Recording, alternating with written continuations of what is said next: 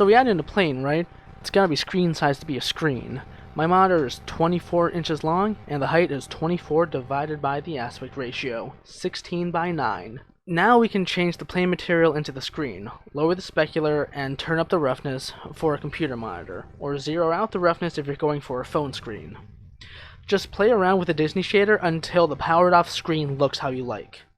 Now is where it gets interesting, my lads. Don't be scared to pause if you need to, and you can skip to the end of the video to see the plain node tree to recreate it.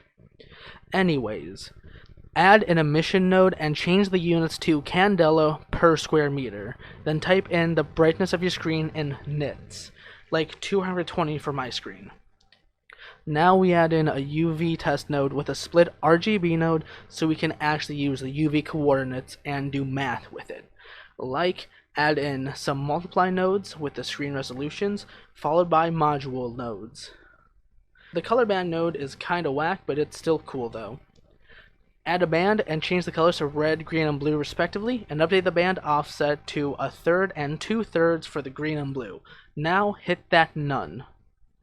Copy the multiply modulo nodes and set the multiply to 3, then connect it to the horizontal multiply node. Now add in a new color band node and set it to black, white, black. If we connect it to the modulo nodes, we get this banding, and if we multiply them together, boom.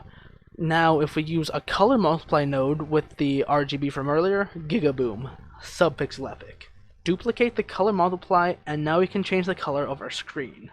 Or we can add in the image.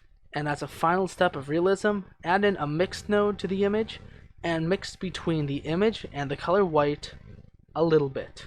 Now the blacks are slightly raised, which makes it look more like a realistic LED screen. And that's it. I'm CGX, stay epic, see ya guys.